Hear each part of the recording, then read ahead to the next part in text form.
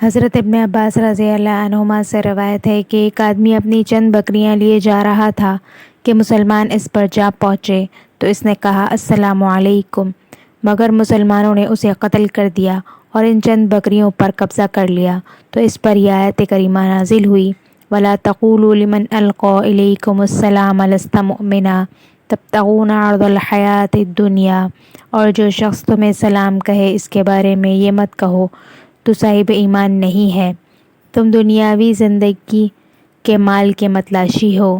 اس آیت میں انہی چند بکریوں کی طرف اشارہ ہے۔ سنن ابی داؤد حدیث 3974۔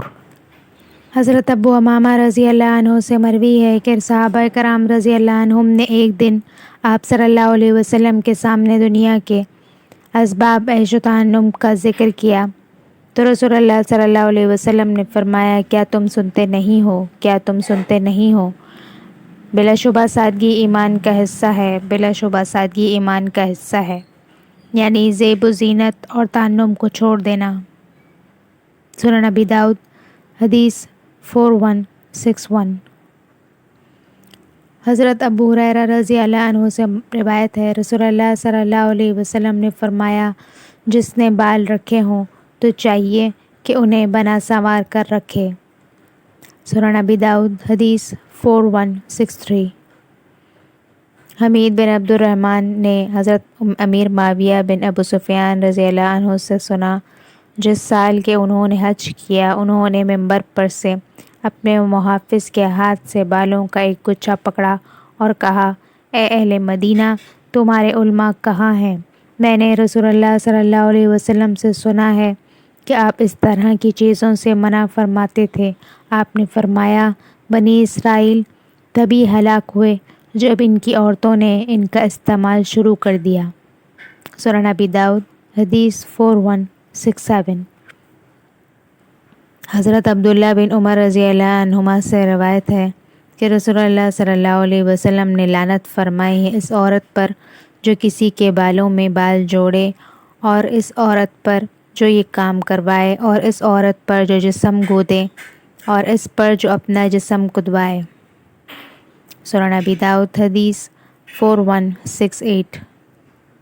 امام ابو داؤد رحمۃ اللہ نے بواسطہ محمد بن عیسیٰ اور عثمان بن ابی شیبہ روایت کیا حضرت عبداللہ بن مسعود رضی اللہ عنہ نے کہا لعنت کی ہے اللہ نے ان عورتوں پر جو جسم کودیں اور کدوائیں۔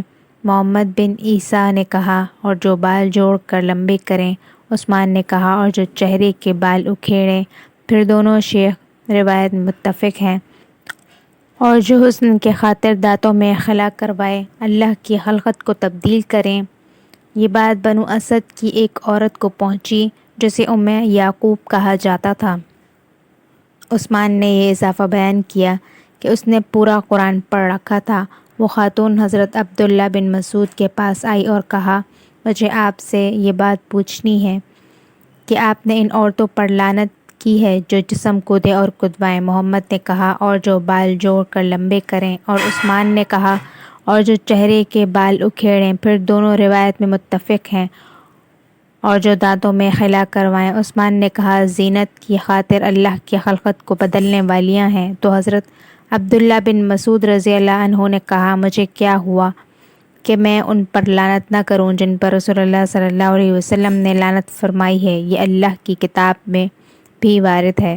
وہ بولی تحقیق میں نے پورا قرآن جو دو قطوں کے درمیان میں ہے پڑھا ہے، مجھے اس میں یہ حکم نہیں ملا ہے۔ انہوں نے کہا اللہ کی قسم اگر تو نے پڑھا ہوتا تو یقیناً پا لیتی۔